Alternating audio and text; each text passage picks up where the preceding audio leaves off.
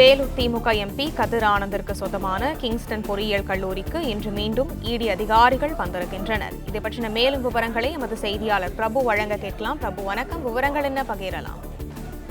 வணக்கம்.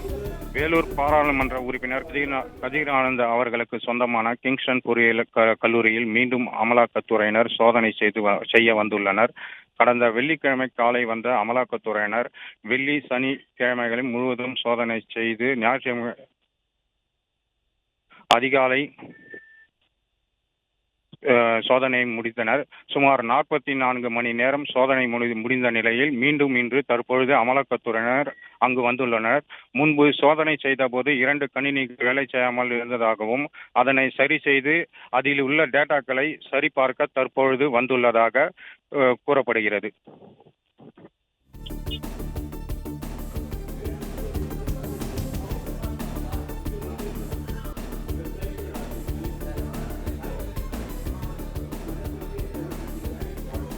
வேலூர் திமுக எம்பி கதிர் ஆனந்திற்கு சொந்தமான கிங்ஸ்டன் பொறியியல் கல்லூரிக்கு இன்று மீண்டும் இடி அதிகாரிகள் வந்திருக்கின்றனர்.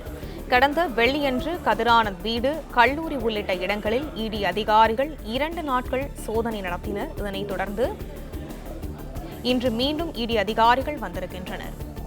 இதை பற்றின மேலும் விவரங்களை எமது செய்தியாளர் சரவணன் வழங்க கேட்கலாம். சரவணன், வணக்கம். விவரங்கள்.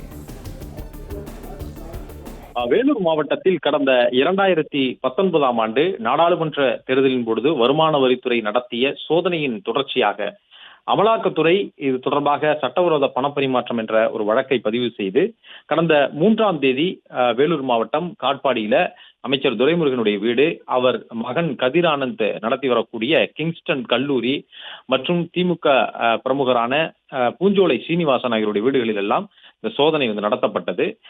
குறிப்பாக இந்த கிங்ஸ்டன் பொறியியல் கல்லூரியில 44 மணி நேரம் சோதனை நடத்தப்பட்டது. அந்த சோதனையில சில கணினியில் இருந்த ஹார்ட் டிஸ்குகள் உள்ளிட்ட உபகரணங்களை எல்லாம் கைப்பற்றி சென்றனர். ஆனால் அந்த நிர்வாக அலுவலகத்துல, கல்லூரியினுடைய நிர்வாக அலுவலகத்தில் பயன்படுத்தப்பட்ட கணினி ஒன்றினுடைய மென்பொருள் கோளாறு காரணமாக அதில் இருக்கக்கூடிய தரவுகளை கைப்பற்ற முடியாமல் போனது. எனவே இந்த நிலையில் இன்று மீண்டும் 2 அதிகாரிகள் தற்பொழுது இந்த தரவுகளை எடுப்பதற்காக மீண்டும் கிங்ஸ்டன் கல்லூரிக்கு வந்துள்ளனர். விவரங்களை வழங்கியமைக்கு நன்றி சரவணன்.